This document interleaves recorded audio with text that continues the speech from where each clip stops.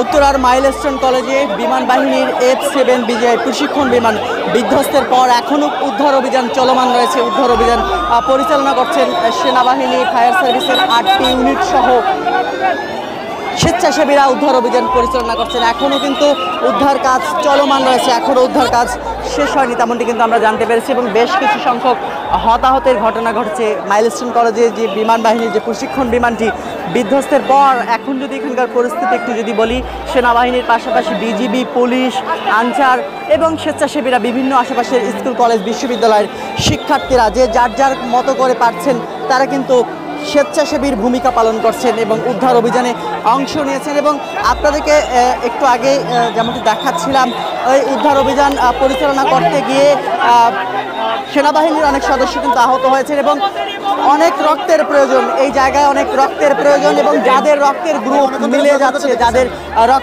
মিলে যাচ্ছে তারা কিন্তু হাসপাতালে যাচ্ছে,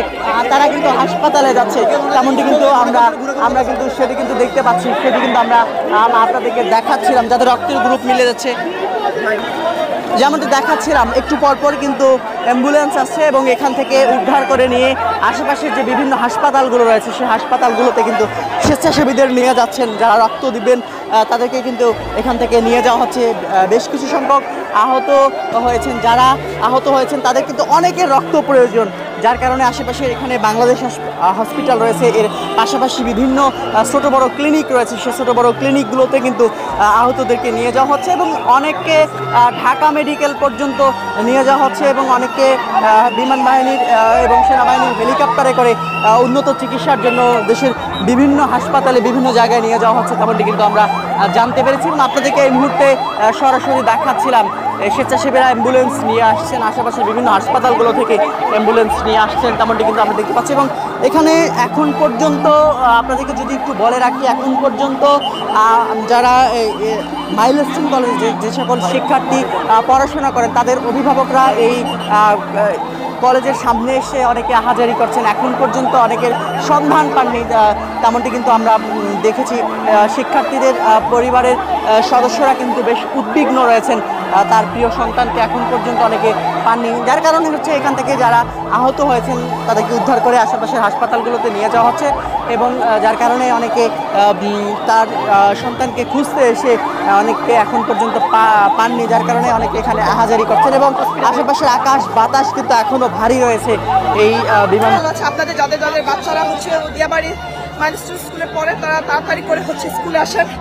আপনার বাচ্চাদের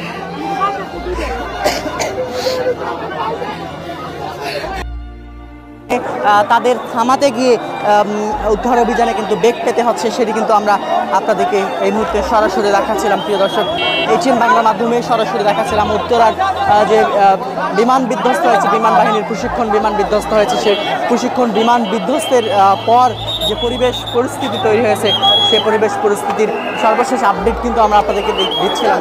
এখনও যদি একটু সর্বশেষ আপনাদেরকে একটু যদি বলে রাখি, এখনও উদ্ধার অভিযান চলমান রয়েছে। এই উদ্ধার অভিযানে কিন্তু এখন পর্যন্ত এখানে ফায়ার সার্ভিসের 8টি ইউনিটেরও বেশি টিম কাজ করছে, তেমনটি কিন্তু আমরা জেনেছি। পাশাপাশি সেনাবাহিনী, পুলিশ, আনসার থেকে শুরু করে আশেপাশের বিভিন্ন স্কুল, কলেজ, বিশ্ববিদ্যালয়ের শিক্ষার্থীরা স্বেচ্ছাসেবীর ভূমিকা পালন করছে, তেমনটি কিন্তু আমরা দেখতে পাচ্ছি।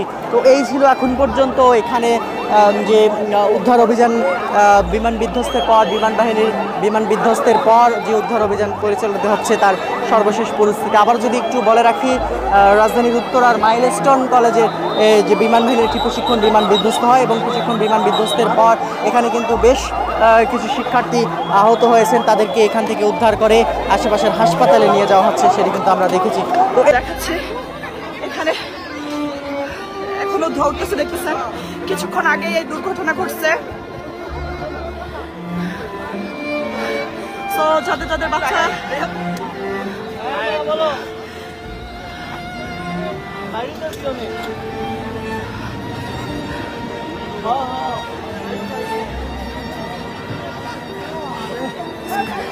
স্কুলে অ্যাম্বুলেন্স আসছে, প্রচুর মানুষ এবং বাচ্চারা হচ্ছে আহত প্লেনের